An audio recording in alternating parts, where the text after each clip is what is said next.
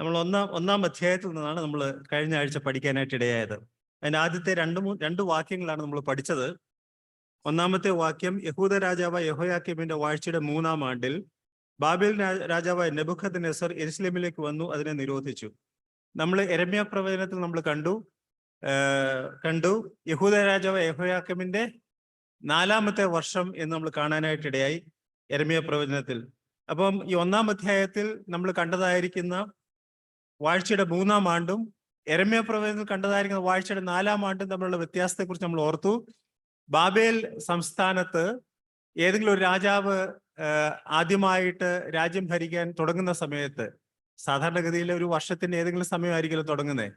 അടുത്ത വർഷത്തിന്റെ ആദ്യത്തെ മാസത്തിന്റെ ആദ്യത്തെ ദിവസം തുടങ്ങിയ അവരുടെ കണക്കിൽ അവരുടെ വർഷമായിട്ട് കണക്കാക്കത്തുള്ളൂ. അതിനു മുമ്പുള്ള ആ പീരീഡ് പഴയ രാജാവിന്റെ വർഷമായിട്ട് കണക്കാക്കും എന്ന് നമ്മൾ പഠിക്കാനായിട്ടിടയായി. അതുകൊണ്ടാണ് ബാബേൽ ഇരുന്നുകൊണ്ട് ദാനിയേല് ഈ കാര്യം എഴുതിയപ്പോ യെഹോയാക്കീമിന്റെ 3-ാം വർഷം എന്നെഴുതി. യെരമ്യാ പ്രവാചകൻ യഹൂദയിൽ ഇരുന്ന് എഴുതിയപ്പോ യെഹോയാക്കീമിന്റെ 4-ാം വർഷം എന്ന് എഴുതി. അത് അവരുടെ കാലഗണിതത്തിലുള്ളതായിരിക്കുന്ന, പ്രത്യേകിച്ച് രാജാക്കന്മാർ വാഴ്ച തുടങ്ങുന്ന വർഷം, അത് പഴയ രാജാവിന്റെ പേരിൽ ചേർക്കും എന്നുള്ളത് കൊണ്ട്. പിന്നെ നമ്മൾ 2-ാമത്തെ വാക്യത്തിൽ കർത്താവ് ആണ് അവരെ നെബൂഖദ്നേസറിന്റെ കയ്യിൽ ഏൽപ്പിച്ചത് എന്ന് നമ്മൾ കാണാനിടയെ. കർത്താവ് 2-ാമത്തെ വാക്യം തുടങ്ങുന്നത് അങ്ങനെ തന്നെയാണ്. എന്നിട്ട് ഈ നെബൂഖദ്നേസർ വന്ന് യെഹോയാക്കീമിനെ തോൽപ്പിച്ചു. ആലയത്തിലെ പാത്രങ്ങൾ ചിലതിനെ എടുത്ത് ശിനാർ ദേശത്ത്, ശിനാർ എന്ന് വെച്ചാൽ മെസ്സപ്പൊത്താമിയുടെ വേറൊരു പേര്. ഉൽപ്പത്തി പുസ്തകത്തിൽ നമുക്ക് ആ പേര് കാണാൻ കഴിയും. ശിനാർ എന്ന് വെച്ചാൽ മെസ്സപ്പൊത്താമിയ, ബാബിലോൺ ഉൾപ്പെടുന്നതായിരിക്കുന്ന സ്ഥലം. അവിടെയുള്ളതായിരിക്കും തന്റെ ദേവന്റെ ക്ഷേത്രത്തിലേക്ക് കൊണ്ടുപോയി എന്നാണ് നമ്മൾ കഴിഞ്ഞ ആഴ്ച കാണാനായിട്ട് ഇടയായത്. നമ്മൾ ഓർത്തു, ദൈവമക്കൾ ദൈവത്തിന് അനുസൃതമായിട്ട് ജീവിച്ചില്ലെങ്കിൽ ദൈവം അവരെ ജാതികളെ അഥവാ അവരെ പീഡനത്തിലൂടെ, കഷ്ടപ്പാടുകളിലൂടെ കടത്തിവിടും എന്ന് മാത്രമല്ല, ദൈവത്തിന്റെ നാമം ദുഷിക്കുവാനും അത് മുഖാന്തരമായി തീരും എന്ന് നമ്മൾ കഴിഞ്ഞ ആഴ്ച പഠിക്കാനിടയായി. ഇനി കഴിഞ്ഞ ആഴ്ച എന്നോട് ഒരാൾ ആവശ്യപ്പെട്ട 1-2 കാര്യങ്ങൾ ഒന്ന് പെട്ടെന്ന് പറയണം എന്ന് ഓർക്കുക. ഒന്ന്, നമ്മൾ കഴിഞ്ഞ ആഴ്ച നമ്മൾ കണ്ടു നെബൂഖദ്നേസർ 2 ആണ് രാജാവിന്റെ പേര്. നെബൂഖദ്നേസർ 2 എന്ന രാജാവിന്റെ പേര്. അപ്പൊ ഒരാൾ എന്നോട് ചോദിച്ചു, നെബൂഖദ്നേസർ 1 ആരാണ് എന്ന് ചോദിച്ചു. നെബൂഖദ്നേസർ 2 അത് അവരുടെ ഭാഷയില് നെബൂഖുദരി യൂസർ എന്ന് പറയാം. നെബൂഖുദരി യൂസർ ഞാനിവിടെ എഴുതി വെച്ചിട്ടുണ്ട്. നെബൂഖുദരി യൂസർ എന്നാണ് അവരുടെ ഭാഷയിൽ, കൽദേ ഭാഷയിൽ പറയുക. അദ്ദേഹം ഭരിച്ചത് 605-ലാണ് താൻ ഭരണം ആരംഭിച്ചത്.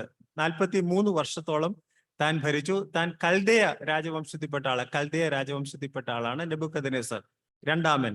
എന്നാൽ നെബൂഖദ്നേസർ 1-ാമൻ ഈ നെബൂഖദ്നേസർ 2-ാമനേക്കാൾ 500 വർഷം മുമ്പ് ജീവിച്ച ഒരു രാജാവാണ്. 500 വർഷം മുമ്പ് ജീവിച്ച രാജാവാണ് അദ്ദേഹം. വേറൊരു വേറൊരു രാജവംശത്തിൽപ്പെട്ട ആളാണ്. ആ രാജവംശം ഇസിൻ എന്ന് പറയുന്നതായിരിക്കും, ഇറാഖിലുള്ളതായിരിക്കുന്ന സ്ഥലത്ത് ഉള്ളതായിരിക്കുന്ന രാജവംശത്തിൽപ്പെട്ട ആള് നെബൂഖദ്നേസർ 1 എന്നുള്ളതായിരിക്കുന്ന ആ രാജാവ്. ഇവർ തമ്മിൽ യാതൊരു ബന്ധവും, ബ്ലഡ് റിലേഷൻ ഇല്ല എന്നുള്ളതാണ്. നെബൂഖദ്നേസർ 1-ഉം 2-ഉം തമ്മിൽ യാതൊരു ബ്ലഡ് റിലേഷനും ഇല്ല. അവർ തമ്മിലുള്ളതായിരിക്കുന്ന ഏക ബന്ധം എന്ന് പറയുന്നത് ബാബിലോൺ ഉൾപ്പെട്ട സ്ഥലത്ത് അവർ രണ്ടുപേരും ഭരിച്ചു എന്നുള്ളതാണ്. രണ്ടുപേരും നെബൂഖദ്നേസർ 1 and 2 ഭരിച്ചു. നെബൂഖദ്നേസർ 2 ആണ് വാസ്തവത്തിൽ ഈ നാം പഠിക്കുന്നതായിരിക്കുന്ന വ്യക്തിയുടെ പേര് നെബൂഖദ്നേസർ 2 എന്നാണ്. ഇനി ഞാനൊരു എല്ലാവർക്കും ഒരു മാപ്പ് തരാനായിട്ടിടയായി. അത് സൂമിലുള്ളവർക്ക് അത് കാണാൻ കഴിയും. ആർക്കെങ്കിലും അതിന്റെ കോപ്പി വേണമെങ്കിൽ ഞാൻ അടുത്ത ആഴ്ച കൊണ്ടുവരാൻ കഴിയും. നിങ്ങൾ ഈ മാപ്പ് നഷ്ടപ്പെടുത്തി കളയാതിരുന്ന നന്നായിരുന്നു. കാര്യം അത് നമ്മുടെ പഠനത്തിന് ഇത് വളരെ പ്രയോജനം ചെയ്യുന്നതാണ്.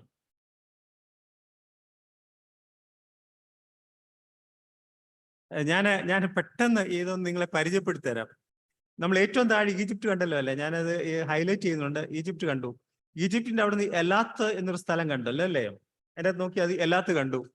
എലാത്ത്, ആ ഈജിപ്റ്റിൽ നിന്ന് എലാത്തിലേക്ക് വരുന്ന വഴി, ഒരു വഴിയാണത്. ആ വഴി നേരെ മുകളിലോട്ട് പോയി ജെറുസലേമിന്റെ സൈഡിൽ കൂടെ അത് മുകളിലോട്ട് പോയി ബാബിലോണിലേക്ക് പോകുന്നതായിരിക്കുന്ന ഒരു വഴിയാണത്.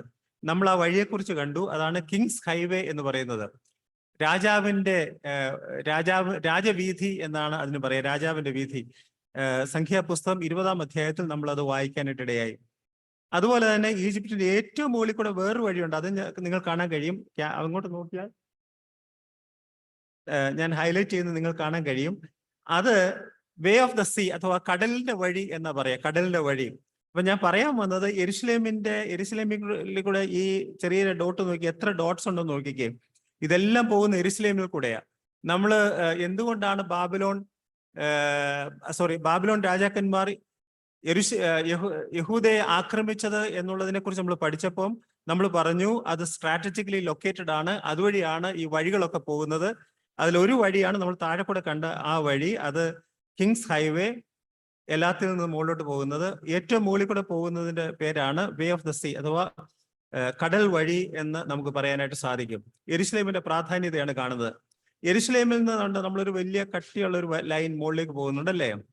ആ ലൈനാണ് വാസ്തവത്തിൽ ഈ ബാബിലോൺകാർ വന്ന് ആക്രമിച്ച് ഈ ദാനിയലിനെയൊക്കെ കൊണ്ടുപോയ സ്ഥലമാണ് ബാബിലോൺ. ഏറ്റവും അറ്റത്ത് നമുക്ക് കാണാൻ കഴിയും ബാബിലോൺ, കാണാൻ കഴിയും അല്ലേ. ബാബിലോൺ, അതാണ് ബാബിലോൺ എന്ന് പറയുന്ന സ്ഥലം. ബാബിലോൺ എംപയർ, ബാബിലോൺ സാമ്രാജ്യമാണ് നമ്മൾ ഈ കാണുന്നതായിരിക്കും മുഴുവൻ സ്ഥലം. പക്ഷെ ബാബിലോൺ എന്ന് പറയുന്നത് ആ സ്ഥലമാണ്. അതിന്റെ താഴെ നമുക്ക് ഊർ കാണാനായിട്ട് കഴിയും. ഊർ എന്ന് പറയുന്നത് ആരുടെ സ്ഥലമാണ്? അബ്രഹാമിന്റെ സ്ഥലമാണ്. അതിന്റെ മുകളിൽ നമുക്ക് എലാം എന്നൊരു സ്ഥലം നമ്മളുണ്ട്. എലാം എന്ന് പറയുന്ന സ്ഥലം, അത് ദാനിയേൽ പ്രവചനം 8-ാം അധ്യായത്തിൽ നമുക്ക് ആ സ്ഥലം കാണാനായിട്ട് കഴിയും. എലാം എന്ന് പറയുന്ന സംസ്ഥാനത്തിന്റെ പേരാ. അവിടുത്തെ പ്രധാനപ്പെട്ട സ്ഥലമാണ് സൂസൻ അഥവാ ശൂഷൻ രാജധാനി എന്ന് പറയുന്ന സ്ഥലം. ശൂഷൻ രാജധാനി ഓർ സൂസ എന്ന് പറയുന്ന സ്ഥലം. അത് വാസ്തവത്തിൽ ആദിമ കാലഘട്ടത്തിൽ അഥവാ ദാനിയലിന്റെ കാലഘട്ടത്തിൽ അത് ബാബിലോൺ എംപയറുമായിട്ട് ബന്ധപ്പെട്ടായിരുന്നു. പിന്നീട് അത് മേദ്യ പേർഷ്യ രാജാക്കന്മാരുടെ സ്ഥലമായിട്ട് മാറി. മേദ്യ പേർഷ്യ രാജാക്കന്മാരുടെ രാജധാനിയാണ് ശൂഷൻ രാജധാനി എന്ന് പറയുന്നത്. ശൂഷൻ രാജധാനി. അവിടെ നമ്മൾ മുകളിലോട്ട് പോയാൽ നമുക്ക് നിനവേ കാണാൻ കഴിയും. നിനവയിലാണല്ലോ നമുക്കറിയാം, എല്ലാവർക്കും നിനവേ അറിയത്തില്ലോ, എല്ലാവർക്കും അറിയാം അല്ലേ. നിനവേ ആണല്ലോ നമ്മുടെ ആരാ യോനായുടെ സ്ഥലം, യോന പോയ സ്ഥലം. അശൂർ രാജാക്കന്മാരുടെ ക്യാപിറ്റലായിരുന്നു നിനവ. അശൂർ രാജാക്കന്മാരുടെ ക്യാപിറ്റലായിരുന്നു നിനവ. ആ കാലഘട്ടത്തിൽ ഈ യുദ്ധം നടത്തി ബാബിലോൺകാര് കീഴടക്കിയ കൂട്ടത്തിൽ അശൂറിന്റെ കുറെ സ്ഥലം പോയി. അശൂർ എന്ന് പറയുന്ന ആ സ്ഥലവും അവർക്ക് അങ്ങനെ നഷ്ടപ്പെട്ടു. പക്ഷെ നിനവ അശൂർ രാജാക്കന്മാരുടെ ക്യാപിറ്റലാണ്. പിന്നെ നമ്മൾ കാർക്കമീഷ് എന്ന് പറയുന്ന സ്ഥലം നമ്മൾ ഓർക്കുന്നുണ്ടാവില്ല അല്ലേ. നമ്മൾ യെരമ്യാ പ്രവചനം 46-ാം അധ്യായത്തിൽ കാർക്കമീഷ് ഓർക്കുന്നുണ്ട്. കാർക്കമീഷിൽ വെച്ച് ആണ് പ്രധാനപ്പെട്ട ഒരു യുദ്ധം ഉണ്ടായത്, ബാറ്റിൽ ഓഫ് കാർക്കമീഷ്. യെരമ്യാ പ്രവചനം നമ്മളത് കണ്ടതാണ്. അവിടെ ആ യുദ്ധത്തിലാണ് യഹൂദയെ തോൽപ്പിച്ചത്. ആ യുദ്ധത്തിൽ അതിനു മുമ്പ് ഈജിപ്തിന്റെ കയ്യിലായിരുന്നു ഈ സ്ഥലങ്ങളെല്ലാം തന്നെ. യഹൂദയുടെ സ്ഥലവും ഈ കാർക്കമീഷ് വരെയുള്ള സ്ഥലങ്ങളെല്ലാം ഈജിപ്തിന്റെ കയ്യിലായിരുന്നു. പക്ഷേ ഈജിപ്തുമായിട്ട് അതുപോലെ ചില അശൂർ രാജാക്കന്മാരുമായിട്ട് കാർക്കമീഷിൽ വെച്ചൊരു യുദ്ധം ഉണ്ടായി. ആ യുദ്ധത്തിൽ കാർക്കമീഷില് അവര് ബാബിലോൺകാര് ഈജിപ്തിനെ തോൽപ്പിച്ചു. അങ്ങനെ ആ കൂട്ടത്തിലാണ് യഹൂദയെ തോൽപ്പിച്ചത് BC 605. അപ്പൊ കാർക്കമീഷ് എന്ന് പറയുന്ന സ്ഥലം എവിടെയാന്ന് കണ്ടു. തർസോസ് എന്ന് പറയുന്ന സ്ഥലം എവിടെയാന്ന് അവിടെ ഉണ്ട് അല്ലേ. ലെഫ്റ്റ് സൈഡിൽ തർസോസ് ഉണ്ട്. അതുപോലെ തന്നെ ഇതിന്റെ മുകളില് ഇതിൻ്റെ അകത്ത് കാണത്തില്ല, നിങ്ങൾക്ക് തന്ന മാപ്പി പ്രിന്റിൽ കാണാൻ കഴിയും. ലിഡിയ എന്നൊരു സ്ഥലമുണ്ട്. ലിഡിയ എന്ന് പറയുന്നതും വാസ്തവത്തിൽ മേദ്യൻ പേർഷ്യൻ രാജാക്കന്മാരുടെ കൂട്ട് തന്നെ വലിയൊരു എംപയർ ആണ് ലിഡിയ എന്ന് പറയുന്ന സാമ്രാജ്യവും. അതിന്റെ ക്യാപിറ്റലാണ് നമ്മൾ വെളിപ്പാട് പുസ്തകം 3-ാം അധ്യായത്തിൽ കാണുന്ന സർദീസ് എന്ന് പറയുന്ന ക്യാപിറ്റൽ. ഇവിടെ ഉണ്ടല്ലോ അല്ലേ, പക്ഷെ എനിക്ക് കണ്ടുകൂടാ. ലിഡിയ എന്ന് പറയുന്ന സ്ഥലം അത് ആണ് അത് ഒരു എംപയർ തന്നെ. അത് അന്നത്തെ കാലത്തുള്ള ഒരു സാമ്രാജ്യമാണ്. ആ സാമ്രാജ്യത്തിന്റെ ക്യാപിറ്റലാണ് നമ്മൾ വെളിപ്പാട് പുസ്തകം 3-ാം അധ്യായത്തിൽ കാണുന്ന സർദിസ് എന്ന് പറയുന്ന സ്ഥലം. അത് ലിഡിയ. അപ്പൊ എനിക്ക് തോന്നുന്നത് നമുക്കൊരു ഏതാണ്ടൊരു ഐഡിയ കിട്ടി എന്ന് എനിക്ക് തോന്നുന്നു അല്ലേ, ഈ സ്ഥലത്തെ കുറിച്ചൊക്കെ. എവിടെയാണ് യഹൂദ ഓർ എവിടെയാണ് യൂദ, എവിടെയാണ് ബാബിലോൺ, എവിടെയാണ് ഊർ, എവിടെയാണ് സൂസൻ രാജധാനി, നിനവ എവിടെയാണ്, കർക്കമിഷ് എവിടെയാണ് എന്നുള്ളതായിരിക്കുന്ന ഒരു ഐഡിയ കിട്ടി. ഒരുപക്ഷെ ഇത് എടുത്തു വെച്ചാൽ നിങ്ങൾക്ക് പിന്നെയും ഇത് പ്രയോജനപ്രദമാകും എന്ന് ഞാൻ വിചാരിക്കുക. ഇനി നമുക്ക് ദാനിയേൽ പ്രവചനം 1-ാം അധ്യായത്തിലേക്ക് വീണ്ടും വരാം. ദാനിയേൽ പ്രവചനം 1-ാം അധ്യായം, അവിടെ 4-ാം വാക്യം 3-ാം വാക്യം. അനന്തരം രാജാവ് തന്റെ ഷണ്ഡന്മാരിൽ പ്രധാനിയായ അശ്പനാസിനോട്, അത്രയും മതി, ഷണ്ഡന്മാരിൽ പ്രധാനിയായ അശ്പനാസ് അഷ്പനാസ് എന്ന് പറയുന്നത് ഒരു പേരാണ്. ഷണ്ണന്മാരിൽ അഥവാ യൂണിക്സിൽ പ്രധാനിയാണ്. ജോസഫസ് എന്ന് പറയുന്ന ഒരു എഴുത്തുകാരനെ കുറിച്ച് നിങ്ങൾ കേട്ടിട്ടുണ്ട്. ജോസഫസ്, ഫ്ലാവിയസ് ജോസഫസ് എന്നാണ് അദ്ദേഹത്തിന്റെ പേര്. ഫ്ലാവിയസ് ജോസഫസ് യഹൂദ ചരിത്രത്തെ ഏറ്റവും കൂടുതൽ രേഖപ്പെടുത്തിയിട്ടുള്ള വ്യക്തിയാണ് ജോസഫസ്. ജോസഫസിനെ കുറിച്ച് ഒരു വാക്ക് പറയാതിരിക്കാൻ നിർവാഹമില്ല. ജോസഫസ് വാസ്തവത്തിൽ ഒരു യഹൂദ പുരോഹിതനായിരുന്നു. ആദിമ കാലഘട്ടത്തിൽ ജോസഫസ് വലിയ യഹൂദ ഒരു ഭക്തനായിരുന്നു. അപ്പോ യഹൂദയ്ക്ക് വേണ്ടി അഥവാ ഇസ്രായേലിന് വേണ്ടി വളരെയധികം യുദ്ധങ്ങളൊക്കെ അല്ലെങ്കിൽ അതുപോലുള്ള കാര്യങ്ങളിലൊക്കെ ഏർപ്പെട്ട വ്യക്തിയാണ് ജോസഫസ്. അപ്പോ താൻ ഒരു ചരിത്രകാരനാണ്. ആ നാളുകളിൽ എഴുതിയ ചരിത്രമൊക്കെ അദ്ദേഹം യഹൂദയ്ക്ക് അനുകൂലമായ രീതിയിൽ എഴുതിയത്. വസ്തുത ചരിത്രം എഴുതുന്നത് എങ്ങനെയാ? ദൈവവചനത്തിലുള്ള ചരിത്രമൊക്കെ എങ്ങനെയാ? ആർക്കും അനുകൂലമല്ല, അല്ലേ? കറക്റ്റാണ്. ദൈവവചനത്തിലുള്ള ചരിത്രം എന്ന് പറയുന്നത് വളരെ കറക്റ്റാ, അണുവിടെ വ്യത്യാസമില്ലാതെ. പക്ഷെ ജോസഫസ് ആദ്യം എഴുതിയപ്പോൾ യഹൂദയ്ക്ക് അനുകൂലമായിട്ട് എഴുതി. കുറച്ചു കഴിഞ്ഞ് അദ്ദേഹം റോമൻ സാമ്രാജ്യത്തോട് കൂറ് പുലർത്താൻ തുടങ്ങി. അങ്ങനെ കൂറ് പുലർത്തിയത് മുഖാന്തരമാണ് ഫ്ലാവിയസ് വെസ്പാനിയസ് എന്ന് പറയുന്നതായിരിക്കും രാജാവ് ഉണ്ടായിരുന്നു, ഫ്ലാവിയസ് വെസ്പാനിയസ്. അപ്പൊ ഫ്ലാവിയസ് എന്ന് പറയുന്ന റോമൻ രാജാക്കന്മാരുടെ ഡൈനാസ്റ്റി, അവരുടെ കുലം, ആ പേര് അദ്ദേഹം സ്വീകരിച്ചു. പിന്നീട് താൻ റോമാക്കാർക്ക് അനുകൂലമായിട്ടാണ് തന്റെ ചരിത്രം എഴുതിയത്. അപ്പൊ ഞാൻ പറയാൻ വന്നത്, ജോസഫസിന്റെ ചരിത്രം നമുക്കെല്ലാം അതേപടി അങ്ങ് അംഗീകരിക്കാനായിട്ട് സാധ്യമല്ല. കാര്യം ആദ്യ കാലഘട്ടത്തിലൊക്കെ അദ്ദേഹം യഹൂദന്മാർക്ക് അനുകൂലമായിട്ട് എഴുതി. പിന്നെ അദ്ദേഹം എഴുതി കുറെയൊക്കെ റോമൻ ഭരണാധികാരികൾക്ക് അനുകൂലമായിട്ട്. അവസാനം അദ്ദേഹം റോമൻ രാജധാനിയില് ഇന്റർപ്രറ്ററായിട്ട് അവിടെ തർജ്ജമ ചെയ്യുന്ന ആളായിട്ടാണ് താൻ അവിടെ സേവനം അനുഷ്ഠിച്ചത് എന്ന് വായിക്കാനിടയായി. അപ്പൊ അതാണ് ജോസഫസ് എന്ന. ജോസഫസിന്റെ അഭിപ്രായത്തിൽ അവർ ദാനിയേലിനെയും ഷണ്ണനാക്കി എന്നാണ് രേഖപ്പെടുത്തിയിരിക്കുന്നത്. ജോസഫസിന്റെ അഭിപ്രായത്തിൽ അവർ ദാനിയേലിനെയും ഷണ്ണനാക്കി എന്നാണ് രേഖപ്പെടുത്തിയിരിക്കുന്നത്. ആ നാളുകളിൽ ബാബിലോൺ തുടങ്ങിയ രാജ്യങ്ങളിൽ അവിടെ രാജധാനിയിൽ ജോലി ചെയ്യുന്ന ആൾക്കാരെ അവരെ ഓപ്പറേഷൻ മുഖേന അവരെ ഷണ്ണന്മാരാക്കും. ഷണ്ണന്മാരാക്കുന്ന ഒരു പതിവുണ്ടായിരുന്നു. അതുകൊണ്ടുകൂടെ ആവണം ഈ ജോസഫസ് എഴുതിയത് തന്റെ അനുമാനത്തിൽ ദാനിയേൽ ഒരു ഷണ്ണനാക്കി എന്നുള്ളത്. എന്നാൽ ഈ ഷണ്ണൻ എന്ന വാക്കിന് ബൈബിളിൽ ഉപയോഗിച്ചിരിക്കുന്ന വാക്കാണ് സാരിസ്, SARIS, സാരിസ്. യൂണിക് എന്ന വാക്കിന്റെ എബ്രായ പദമാണ് സാരിസ്. ആ പദം ഉൽപ്പത്തി പുസ്തകം 37-ാം അധ്യായത്തിന് 36-ാം വാക്യത്തിൽ നമുക്ക് നോക്കാം. ഉൽപ്പത്തി പുസ്തകം 37-36 അവിടെ പോത്തിഫറിനെ കുറിച്ച് പറയുമ്പോൾ ഉദ്യോഗസ്ഥൻ എന്ന പേരിലും ആ വാക്ക് ഉപയോഗിച്ചിട്ടുണ്ട്. 37-36.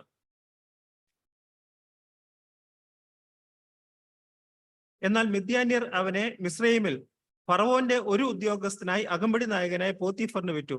ഒരു ഉദ്യോഗസ്ഥൻ എന്ന നിലയിലും ഈ വാക്ക് ട്രാൻസ്ലേറ്റ് ചെയ്തിട്ടുണ്ട്. അതുകൊണ്ട് അനേക പഠിതാക്കൾ അവർ വിചാരിക്കുന്നത് ഇവിടെ ഷണ്ണൻ എന്ന വാക്ക് ഉപയോഗിച്ചിരിക്കുന്നത് വാസ്തവത്തിൽ ദാനിയേൽ ഒരു ഷണ്ണനായി എന്ന അർത്ഥത്തിലല്ല, അഥവാ ഷണ്ണാധിപനായിരിക്കുന്ന അഷ്പനാസ് അഥവാ ദ പ്രിൻസ് ഓഫ് യൂണിക്സ് എന്നാണ് ഇംഗ്ലീഷിൽ. അദ്ദേഹം വാസ്തവത്തിൽ അവിടെയുള്ളതായിരിക്കും രാജധാനിയിലെ ഓഫീസേഴ്സിന്റെ ഒക്കെ അധിപനാണ് എന്ന് വിശ്വസിക്കുന്ന ആൾക്കാരുമുണ്ട്. എന്നാൽ ദൈവം എന്നൊരു വാക്യമുണ്ട് കേട്ടോ. ആ വാക്യം എന്ന് വായിച്ചു 2 രാജാക്കന്മാർ 20-18. 2 രാജാക്കന്മാർ 20-18. അവിടെ ഹിസ്കിയ രാജാവിന്റെ അടുക്കൽ യെശയ്യാവ് ചെന്നിട്ട് പറയുന്നതായിരിക്കുന്ന ഒരു കാര്യം. 2 രാജാക്കന്മാർ 20-18 വായിച്ചാട്ടോ, ഉടനെ പെട്ടെന്ന് വായിച്ചാട്ടോ.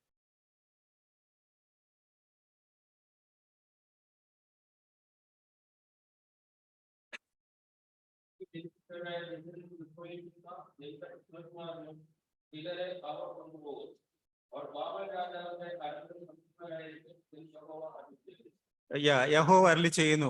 അപ്പോ ഹിസ്കിയാവിനോട് പറഞ്ഞു. ഹിസ്കിയാവ് എന്ന് പറയുന്ന യഹൂദ രാജാക്കന്മാരിൽ 13-ാമത്തെ രാജാവാ, 13th കിങ്, 13-ാമത്തെ രാജാവാ. വാസ്തവത്തിൽ യഹോയാക്കിം എന്ന് പറയുന്ന, അതായത് ഈ ദാനിയേലിന്റെ പുസ്തകത്തിൽ എഴുതിയേക്കുന്നതായിരിക്കും യഹോയാക്കിം എന്ന് പറയുന്ന 18-ാമത്തെ രാജാവാ. അപ്പൊ അതിനിടയ്ക്ക് 4 രാജാക്കന്മാർ വേറെ ഉണ്ടായിരുന്നു. അപ്പൊ ഈ രാജാക്കന്മാരിൽ ആരുടെയോ ഒരു പുത്രനാണ് ദാനിയേൽ. അത് മനസ്സിലാക്കാൻ പ്രയാസമില്ല. കാര്യം നമ്മൾ ഇവിടെ തന്നെ വായിക്കുന്നുണ്ട്. 3-ാം വാക്യത്തിൽ രാജസന്തതിയിലും കുലീനന്മാരിൽ, ദാനിയേൽ പ്രവചനം 1-ാം അധ്യായത്തിന്റെ 3-ാം വാക്യത്തിൽ രാജസന്തതിയിലും കുലീനന്മാരിലും വെച്ച് അംഗഭംഗമില്ലാത്തവരും എന്നൊക്കെ പറയാം. അപ്പൊ ദാനിയേൽ വാസ്തവത്തിൽ ഒരു രാജസന്തതിയാണ്. ഈ ഹിസ്കിയ രാജാവിന്റെ മക്കളുടെ പരമ്പരയിൽപ്പെട്ട ഒരാളാണ് ദാനിയേലും തന്റെ സുഹൃത്തുക്കളും. അപ്പൊ അവരെ അങ്ങനെ പിടിച്ചുകൊണ്ടുപോയി അവരെ ഷണ്ണനാക്കും എന്ന് യെശയ്യാവ് ഹിസ്കിയാവിനോട് പറയുന്നതാണ് നമ്മൾ ദാനിയേൽ രാജാവിന്റെ പുസ്തകത്തിൽ 2 രാജാക്കന്മാരുടെ പുസ്തകത്തിൽ വായിച്ചത്. അപ്പൊ അതുകൊണ്ട് നമുക്ക് വേണമെങ്കിൽ അനുമാനിക്കാം അവര് ദാനിയേലിനെയും ഷണ്ണനാക്കി എന്ന് ചിന്തിക്കാൻ സാധ്യതയുണ്ട്. കാര്യം ആ നാളിൽ പതിവായിരുന്നു. രണ്ടാമത് ദൈവവചനം തന്നെ അങ്ങനെ അവരോട് പറയുന്നുണ്ട്. ഒരു രീതി നോക്കിയ ഒരു ശാപമായിട്ടാണ് രാജാക്കന്മാരുടെ പുസ്തകത്തിൽ പറയുന്നത്, അല്ലാതെ അതൊരു ഏതെങ്കിലും രീതിയിലുള്ളതായിരിക്കുന്ന ഒരു അനുഗ്രഹമായിട്ടല്ലല്ലോ. ഹിസ്കിയാവിനോട് യെശയ്യാവ് പറയാണ് ഒരു ശാപം എന്ന നിലയിൽ, അഥവാ അദ്ദേഹത്തിന് വരാൻ പോകുന്ന ഒരു ദുരന്തം എന്ന നിലയിലാണ് പറയുന്നത്. നിന്റെ പുത്രന്മാരെ ബാബേൽ രാജാവ് വന്നിട്ട് അവരെ ഷണ്ണന്മാരാക്കി മാറ്റും എന്ന് പറയുന്നത്. അപ്പോ ഒരുപക്ഷെ ദാനിയേൽ ഷണ്ണനായി എന്ന് വിചാരിക്കാനായിട്ട് നമുക്ക് സാധ്യതയുണ്ട്. ഇനി നമ്മളിവിടെ കണ്ടതായിരിക്കുന്ന 4-ാം വാക്യത്തിൽ അവിടെ ഈ വ്യക്തികളെ കുറിച്ച് പറയുന്ന അവർ സുന്ദരന്മാരും സകല ജ്ഞാനത്തിലും നിപുണന്മാരും അറിവിൽ സമർത്ഥന്മാരും വിദ്യാപരിജ്ഞാനികളും രാജധാനിയിൽ പരിചരിപ്പാൻ യോഗ്യന്മാരുമായ ചില ബാലന്മാരെ വരുത്തണം എന്ന് പറഞ്ഞു. ഇവിടെ ഈ ജൂയിഷ് encyclopedia.com പറയുന്ന അനുസരിച്ച് റബ്ബനിക്കൽ ട്രഡീഷൻ, റബിമാരുടെ ട്രഡീഷൻ അനുസരിച്ച് Daniel was A royal descent. താൻ രാജകുലത്തിൽപ്പെട്ട ആളാണ് എന്ന് നമുക്ക് മനസ്സിലാവും. അങ്ങനെ വിശ്വസിക്കുന്നു. 2 രാജാക്കന്മാരുടെ പുസ്തകം നമ്മൾ വായിച്ച ഭാഗത്തും ദാനിയേലിന്റെ പ്രവചനം 1-ാം അധ്യായത്തിന്റെ 3-ാം വാക്യത്തിലും അത് തന്നെ നമുക്ക് കാണാനായിട്ട് കഴിയും. അപ്പോൾ ദാനിയേൽ ഒരു രാജകുടുംബത്തിൽ ജനിച്ച വ്യക്തിയാണ് എന്ന് നമുക്ക് നിസ്സംശയം പറയാനായിട്ട് സാധിക്കും. ഇനി 6-ാമത്തെ വാക്യം ശ്രദ്ധിക്കൂ. അവിടെ 4 ബാലന്മാരെ കുറിച്ച് പറയുന്നു. അവരുടെ കൂട്ടത്തിൽ ദാനിയേൽ, ഹനന്യാവ്, മീശായേൽ, അസരിയാവ് എന്നീ യഹൂദ പുത്രന്മാർ ഉണ്ടായിരുന്നു. ഇങ്ങനെയുള്ളതായിരിക്കുന്ന വളരെ കഴിവുള്ളതായിരിക്കുന്ന ബാലന്മാരുടെ കൂട്ടത്തിൽ ദാനിയേൽ, ഹനന്യാവ്, മീശായേൽ, അസരിയാവ് എന്നീ യഹൂദ പുത്രന്മാർ ഉണ്ടായിരുന്നു. ഷണ്ണാധിപൻ അവർക്ക് പേരിട്ടു. ആരാ പേര് കൊടുത്തേ? അവർക്ക് വേറെ പേര് കൊടുത്ത ആരാ? ഷണ്ണാധിപൻ, ദ പ്രിൻസ് ഓഫ് യൂണിക്സ് ആണ് കൊടുത്തത്. ദാനിയേൽ എന്ന വാക്കിന്റെ അർത്ഥം ദൈവം എന്റെ ന്യായാധിപതി എന്ന. L is my judge.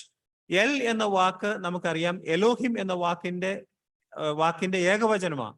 Elohim എന്ന വാക്കിന്റെ അർത്ഥം ദൈവം എന്നേ ഉള്ളൂ. നമ്മൾ സാധാരണഗതിയിൽ നമ്മൾ ദൈവം എന്ന് പറയും. ഹിന്ദുക്കളും മുസ്ലിങ്ങളും ഒക്കെ ദൈവം എന്ന് പറയും, അല്ലെ? അങ്ങനെ ഒരു വാക്കാണ് എലോഹിം എന്ന് പറയുന്നത്. അത് എല്ലാവരും ഉപയോഗിക്കുന്ന ഒരു വാക്കാണ്. ബൈബിളിൽ തന്നെ അത് ദൈവത്തിനല്ലാതെയും ഉപയോഗിച്ചിട്ടുണ്ട്, വലിയ ആൾക്കാർക്ക് ഉപയോഗിച്ചിട്ടുണ്ട്. അതുപോലെ തന്നെ എലോഹിം എന്ന വാക്ക് ദൂതന്മാർക്ക് ഉപയോഗിച്ചിട്ടുണ്ട്. അപ്പം എലോഹിം എന്ന വാക്ക് വാസ്തവത്തിൽ ഒരു വെറും സാധാരണ ദൈവം എന്ന വാക്കാണ്. ദൈവങ്ങൾ എന്നാണ്, ബഹുവചനമാണ് എലോഹിം. അതിന്റെ ഏകവചനമാണ് എൽ എന്ന വാക്ക്. ദാനിയേൽ എന്ന വാക്കിന്റെ അർത്ഥം ദൈവം എന്റെ ന്യായാധിപതി. God is my judge or El is my judge. അദ്ദേഹത്തിന് കൊടുത്ത പേരാണ് ബെൽത്ശസ്സർ എന്നുള്ള പേര്. ഹനന്യാവിന്റെ വാക്കിന്റെ അർത്ഥം യഹോവ കൃപാലു എന്ന്. Jehovah is gracious. Jehovah is gracious or Jehovah has been gracious. യഹോവ കൃപാലു എന്ന. ഹനന്യാവിന് ശദ്രക് എന്ന് പേര് കൊടുത്തു. മീശായേൽ എന്ന വാക്കിന്റെ അർത്ഥം ദൈവത്തെ പോലെ ആർ. Who is he? That is God. ദൈവത്തെ പോലെ ആരാ എന്ന് വെച്ചാൽ ദൈവത്തെ പോലെ തന്നെ പറയാൻ കഴിയുന്ന ആരാണുള്ളത് എന്നാണ് മീശായേൽ എന്ന വാക്കിന്റെ അർത്ഥം. അദ്ദേഹത്തിന് കൊടുത്ത പേരാണ് മേശക്. മേശക് എന്ന വാക്കിന്റെ അർത്ഥവും അത് തന്നെയാണ്, ദൈവത്തെ പോലെ ആർ. അതിന് ഏതാണ്ട് ഈക്വൽ ആയിട്ടുള്ള വാക്കാണ് മേശക് എന്ന്. മീശായേൽ. അസരിയാവ് കർത്താവ് സഹായി. The Lord helps or Jehovah hath helped. The Lord helps or Jehovah hath helped. അദ്ദേഹത്തിന് കൊടുത്ത പേരാണ് അബേദ്നെഗോ. ഇന്ന് പല പേരുകളും നമുക്കറിയാം, പല പേരുകളും അർത്ഥമില്ലാത്ത പേരുകളാണ് പലരും കുഞ്ഞുങ്ങൾക്ക് കൊടുക്കുന്നത്. വാസ്തവത്തിൽ അത് നമ്മൾ മക്കളോട് കാണിക്കുന്ന ഒരു തെറ്റല്ലേ? കുഞ്ഞുങ്ങൾക്ക് നമ്മൾ പേരിടുമ്പോൾ പിന്നെ ജീവിതകാലം മുഴുവൻ യാതൊരു അർത്ഥവുമില്ലാത്ത പേര്. ഞാൻ പണ്ടൊരിക്കൽ ഞങ്ങളുടെ ഹെഡ് ഓഫീസ് ജർമ്മനിയിലാണ്. അവിടെയുള്ളതായിരിക്കുന്ന ഒരു ലേഡി എന്നോട് പറഞ്ഞു, എൻ്റെ പേര്, ഞാനിപ്പോ കല്യാണം കഴിച്ചു, എൻ്റെ പേരിന്റെ ലാസ്റ്റ് വാക്കിന്റെ അർത്ഥം ഡെക്ക് എന്നാത്രേ. ഡെക്ക്. അവിടെ പുള്ളിക്കാരത്തി പറഞ്ഞു, so I am very sad about it. My last name now. ഹസ്ബൻഡിന്റെ പേര് കൂട്ടുമ്പം ആ അർത്ഥം വാക്ക് ഡെക്ക് എന്നാ. അപ്പൊ ഞാൻ പറയാൻ വന്നത്, നമ്മൾ പേരുകളൊക്കെ കൊടുക്കുമ്പോൾ വളരെ സൂക്ഷിച്ച് ദൈവത്തിന് കൊടുക്കണം. വേറൊരു മനുഷ്യർക്ക് കൊടുക്കണം. വേറൊരു പേര് അടുത്ത കാലത്ത് ഞാൻ കേട്ടു, ബോംബ് എന്ന് അദ്ദേഹത്തിന് ഒരു ബോംബ്, BOMB. അങ്ങനെയൊക്കെയുള്ള പേരുകൾ കൊടുക്കുന്നത് വളരെ കഷ്ടമാണ്. എന്തായിരുന്നാലും മക്കൾക്ക് പേരുകൾ കൊടുക്കുമ്പോൾ ഇത് കണ്ടോ, നമ്മൾ ബൈബിളിൽ നോക്കിയ എല്ലാ പേരുകളും അതിൽ തന്നെ വളരെ അർത്ഥമുള്ള പേരുകളാണ്. ഇന്ന് പക്ഷെ പലരും പേരുകൾ ബൈബിളിന് എടുത്ത് കൊടുക്കുന്നുണ്ട്. അത് നല്ല പ്രവണതയാണ് എന്ന് എനിക്ക് തോന്നുന്നു. ഇനി നമ്മൾ 8 മുതൽ 16 വരെയുള്ള വാക്യങ്ങളിൽ, ദാനിയേൽ പ്രവചനം 1-ാം അധ്യായത്തിന് 8 മുതൽ 16 വരെയുള്ള വാക്യങ്ങളിൽ ബാബിലോണിൽ അവർക്ക് ലഭിച്ച ആഹാരത്തെക്കുറിച്ചാണ് രേഖപ്പെടുത്തിയിരിക്കുന്നത്. അവിടെ രാജാവ് തന്നെ അവർക്ക് നമ്മൾ 8-ാമത്തെ വാക്യം, രാജാവിന്റെ ഭോജനം, 5-ാമത്തെ വാക്യം, അവിടെ രാജാവ് അവർക്ക് രാജഭോജനത്തിൽ നിന്നും താൻ കുടിക്കുന്ന വീഞ്ഞിൽ നിന്നും നിത്യവൃത്തി നിയമിച്ചു. ബാബിലോണിൽ ലഭിക്കാൻ സാധ്യതയുള്ളതായിരിക്കുന്ന ഏറ്റവും നല്ല ആഹാരം ആണ് രാജാവിന്റെ ആഹാരം, അല്ലേ? അതിന് സംശയമൊന്നുമില്ല. രാജാവിന്റെ വീഞ്ഞാണ് ഏറ്റവും നല്ല വീഞ്ഞായിട്ട് ബാബിലോണി, അതിനെക്കാട്ടി നല്ല വീഞ്ഞ് ബാബിലോൺ സാമ്രാജ്യത്തിൽ ലഭിക്കാൻ യാതൊരു സാധ്യതയില്ല. പക്ഷേ ഈ ബാലന്മാർ പറഞ്ഞു, ഞങ്ങൾക്ക് ആ വീഞ്ഞും ആ ആഹാരവും വേണ്ട എന്ന് പറയാനായിട്ട് ഇടയായി. അപ്പൊ ഞാൻ ആലോചിച്ച് നോക്കി, സാധാരണഗതിയിൽ ഒരു മനുഷ്യനെ സംബന്ധിച്ചിടത്തോളം രാജഭോജനം എന്ന് ലഭിക്കുക എന്ന് പറയുന്നത്, രാജാവ് താൻ കഴിക്കുന്നതായിരിക്കുന്ന ഭോജനം ലഭിക്കുക, തന്റെ വീഞ്ഞ് കുടിക്കുക എന്നൊക്കെ പറയുന്നത് ഒരു സാധാരണ വ്യക്തിയെ സംബന്ധിച്ചിടത്തോളം അത് വളരെ അധികം സന്തോഷം നൽകാൻ സാധ്യതയുള്ളതായിരിക്കുന്ന വിഷയമാണ്. എന്നാൽ ഇവര് പറഞ്ഞു, ഞങ്ങൾക്ക് അത് വേണ്ട എന്ന് പറഞ്ഞു. എന്തുകൊണ്ടാണ് അവര് 8-ാം വാക്യത്തിൽ അത് അശുദ്ധമാണ് എന്ന് പറയാനായിട്ട് കാരണമായത്? എന്തുകൊണ്ടാണ് അശുദ്ധമാണ് എന്ന് പറയാൻ കാരണമായത്? NIV സ്റ്റഡി ബൈബിൾ നോട്ട്സ് എഴുതിയിരിക്കുന്നത്, നെബൂഖദ്നേസറിന്റെ മേശയിലെ ഭക്ഷണം അശുദ്ധമായി പരിഗണിക്കുവാനുള്ള കാരണം, എല്ലാ ഭക്ഷണത്തിന്റെയും ആദ്യ ഭാഗം അവര് ദേവന് സമർപ്പിക്കും. ബാബിലോണിൽ രാജാക്കന്മാര് അവര് കഴിക്കുന്ന ആഹാരത്തിന്റെ ആദ്യ ഭാഗം അവര് ദേവന് സമർപ്പിക്കും. അതുപോലെ തന്നെ വീഞ്ഞ് കുറെ എടുത്ത് ഈ ദേവന്റെ അവിടെ അവരൊഴിക്കും. അപ്പം ഈ ആഹാരങ്ങളിൽ ദേവന് സമർപ്പിച്ചതാണ്, ഐഡൽസിന് അഥവാ വിഗ്രഹങ്ങൾക്ക് സമർപ്പിച്ചതാണ്. അതുകൊണ്ടാണ് അവര് ഈ ഭക്ഷണം അവർക്ക് കഴിക്കുവാനായിട്ട് സാധ്യമല്ലാതായത്. അത് മാത്രമല്ല കേട്ടോ, വേറെ കാര്യമുണ്ട്. ഈ യഹൂദന്മാരുടെ ഭക്ഷണത്തിന്റെ പേരാണ് കോഷർ ഫുഡ്സ് എന്ന് പറയാം. Kosher, KOSHER, kosher foods. മുസ്ലിങ്ങളുടെ എന്താണെന്ന് അറിയാമോ? എല്ലാവർക്കും അറിയാം. എന്താ അത്? ഹലാൽ ഫുഡ്. ഹലാൽ ഫുഡ് എന്നാണ് മുസ്ലിങ്ങളുടെ ഭക്ഷണത്തിന് പറയുന്നത്. ഹലാൽ അവരുടെ നിയമപ്രകാരം തയ്യാറാക്കിയതായിരിക്കുന്ന ഭക്ഷണമാണ് ഹലാൽ. കോഷർ ഫുഡ് എന്ന് പറയുന്നത് യഹൂദന്മാരുടെ മര്യാദ പ്രകാരം പഴയ നിയമത്തിൽ രേഖപ്പെടുത്തിയിരിക്കുന്നതായിരിക്കുന്ന നിയമങ്ങളും, അതുപോലെ അവർക്ക് ട്രഡീഷൻ വളരെ പ്രധാനമാണ്. യഹൂദന്മാർക്ക് ട്രഡീഷൻ, അവരുടെ പാരമ്പര്യം വളരെ പ്രധാനമാണ്. അങ്ങനെ പാരമ്പര്യമായി അവർക്ക് ലഭിച്ചതായിരിക്കുന്ന നിയമങ്ങളും ഒക്കെ വെച്ച് തയ്യാറാക്കിയതാണ് കോഷർ ഫുഡ്. ഇന്ന് വാസ്തവത്തിൽ കോഷർ ഫുഡ് സർട്ടിഫൈ ചെയ്യാനായിട്ട് അവർക്കൊരു ഏജൻസി തന്നെയുണ്ട്. ആ ഏജൻസി സർട്ടിഫൈ ചെയ്തെങ്കിലേ ആ ഫുഡ് അവിടെ ഡിസ്ട്രിബ്യൂട്ട് ചെയ്യാൻ സാധിക്കത്തുള്ളൂ, കോഷർ ഫുഡ്. അപ്പം ഇവരുടെ ഫുഡ്, ഇവിടെ കൊടുക്കുന്ന, ബാബിലോണിൽ കൊടുക്കുന്ന ഫുഡ് കോഷർ ഫുഡാണോ? ഒരിക്കലും അല്ല. അവിടെ കൊടുക്കുന്ന ഫുഡ് സാധാരണഗതിയിൽ ബാബിലോണിലുള്ള സാധാരണ ജാതിക്കാർ കഴിക്കുന്ന ഫുഡാണ്. അപ്പൊ അതും ഒരു കാരണമാണ്. അതുപോലെ തന്നെ അപ്പം വാസ്തവത്തിൽ ഇവർ കഴിക്കാതിരുന്നതിന്റെ കാരണം, ഒന്ന്, ആഹാരം അത് വിഗ്രഹങ്ങൾക്ക് സമർപ്പിച്ചതിന് ശേഷം കിട്ടുന്ന ആഹാരമായതുകൊണ്ടും, പിന്നീട് അവരുടെ നിയമാനുസരണം ഉള്ള ആഹാരം അല്ല എന്നുള്ളത് കൊണ്ടുമാണ്. 9-ഉം 10-ഉം വാക്യങ്ങളിൽ ഇവർ ഷണ്ഡാധിപനോട് പറഞ്ഞു, ഞങ്ങൾക്ക് ഈ ആഹാരം അല്ലാതെ വേറെ ആഹാരം തരണം എന്ന് പറഞ്ഞു. ഷണ്ഡാധിപൻ പറഞ്ഞു, അങ്ങനെ ഞാൻ ചെയ്താല് എന്റെ തലയ്ക്ക് പ്രശ്നമാണ്. നമുക്കറിയാം ബാബേൽ രാജാക്കന്മാരുടെ സ്വഭാവം നമുക്കറിയാം. അവര് ഒന്ന് പറഞ്ഞാൽ ഒരു വെട്ട് 2 മുറി, അത്രേ ഉള്ളൂ, അല്ലാതെ വേറെ അവർക്ക് നോട്ടമൊന്നുമില്ല. അപ്പം ഞങ്ങൾക്ക് പ്രശ്നമാകും എന്ന് പറഞ്ഞു. എങ്കിലും ഷണ്ഡാധിപന് ഇവരോട് ഒരു നല്ല മനസ്സ് തോന്നുവാനായിട്ട് ഇടയായി. ഞാനിവിടെ രേഖപ്പെടുത്തിയിട്ടുണ്ട്, ദൈവസന്നിധിയിൽ അസംഭവമായ ഒന്നുമില്ല, അസാധ്യമായിട്ട് ദൈവത്തിന് ഒന്നുമില്ല എന്നുള്ളതാണ്. അത്ഭുതങ്ങളുടെ ദൈവമാണ്. 11-ാം വാക്യത്തിൽ അവിടെ നമ്മൾ കാണുന്നു, ഈ ഷണ്ഡാധിപനായിരിക്കുന്ന അശ്പനാസ് അവരോട് പറഞ്ഞു, എനിക്കത് പറ്റുകയില്ല എന്ന് പറഞ്ഞെങ്കിലും അദ്ദേഹം ഏൽപ്പിച്ചതായിരിക്കുന്ന ഒരു വ്യക്തിയാണ്, അദ്ദേഹത്തിന്റെ പേരാണ് 11-ാം വാക്യത്തിൽ മെൽസർ എന്നുള്ളതായിരിക്കുന്ന വ്യക്തി. മെൽസർ എന്ന വാക്ക് അതൊരു പേരല്ല, അതൊരു സ്ഥാനപ്പേരാണ്. മെൽസർ എന്ന വാക്ക് ഒരു സ്ഥാനപ്പേരാ. ആ സ്ഥാനപ്പേരിന്റെ അർത്ഥം കൃത്യമായിട്ട് എല്ലാവർക്കും അറിയത്തില്ല. പക്ഷേ വിചാരിക്കുന്നത് പ്രധാന പാചകക്കാരൻ, ചീഫ് ഷെഫ് അല്ലെങ്കിൽ ഹൗസ് സ്റ്റുവാർഡ്, വീട്ടുകാര്യസ്ഥൻ, അവിടെയുള്ളതായിരിക്കുന്ന കാര്യങ്ങളൊക്കെ നോക്കുന്ന ആളുടെ പേരാണ് മെൽസർ എന്ന് പറയുന്നത്, അല്ലെങ്കിൽ മെയിൻ ഷെഫ്. അപ്പോൾ ഈ ഷണ്ഡാധിപൻ ആ മെൽസർ എന്ന് പറയുന്നതായിരിക്കുന്ന മെയിൻ പാചകക്കാരനെ ഇവർക്ക് കൊടുക്കാൻ ആഹാരം കൊടുക്കാനായിട്ട് ഏൽപ്പിച്ചു. ഇവർ പോയി മെൽസറിനോട് പറയുകയാണ്, ഞങ്ങൾക്ക് ഒരു 10 ദിവസം നിങ്ങൾ ദയവ് ചെയ്ത് ഞങ്ങൾക്ക് ശാഖപദാർത്ഥം, അത് ഇംഗ്ലീഷിൽ പൾസ് എന്ന് എഴുതുന്ന, പൾസ് എന്ന് വെച്ചാൽ നമുക്കറിയാം പയറുവർഗ്ഗങ്ങളാണ്. പയറുവർഗ്ഗങ്ങളും ശാഖപദാർത്ഥങ്ങളും, ആഹാരം, വെജിറ്റബിൾസ് ഫുഡ് അത് തരണം, വെള്ളവും തന്നാൽ മതി, വേറെ ഒന്നും തരണ്ട, 10 ദിവസം നിങ്ങൾ എന്നെ ഒന്ന് ഞങ്ങളെ പരിശോധിച്ച് നോക്കൂ എന്ന് മെൽസറിനോട് ദാനിയേൽ പറയുക. മെൽസർ ആ വിഷയം അംഗീകരിക്കുന്നു. 14 തൊട്ട് 16 വരെയുള്ള വാക്യങ്ങളിൽ മെൽസർ ആ വിഷയം അംഗീകരിക്കുന്നു. 10 ദിവസം കഴിഞ്ഞ് ഇവരുടെ മുഖം നോക്കിയപ്പോൾ മറ്റുള്ളവരെക്കാട്ടിൽ നല്ല കോമളത്വമുള്ളവരായിട്ട് അവർക്ക് മെൽസറിന് മനസ്സിലായി. അതുകൊണ്ട് പറഞ്ഞു, നിങ്ങൾ 3 വർഷം നിങ്ങൾക്കുള്ള ഭക്ഷണം ഇനി ഇത് കഴിച്ചാൽ മതി എന്ന് മെൽസർ സമ്മതിക്കാനായിട്ട് ഇടയായി. അങ്ങനെ ദൈവം മെൽസറിലൂടെയും ഷണ്ണാധിപനിലൂടെയും ദൈവം പ്രവർത്തിക്കാനായിട്ട് സാധിച്ചു. നമ്മൾ താഴോട്ട് നോക്കുമ്പോൾ 17-ാം വാക്യത്തിൽ ദൈവം, 17-ാം വാക്യം ഇങ്ങനെ, ഈ 4 ബാലന്മാർക്കോ ദൈവം സകല വിദ്യയിലും ജ്ഞാനത്തിലും നിപുണതയും സാമർഥ്യവും കൊടുത്തു. ദാനിയേലിന് പ്രത്യേകിച്ച് സകല ദർശനങ്ങളെയും സ്വപ്നങ്ങളെയും സംബന്ധിച്ച് വിവേകിയായിരുന്നു.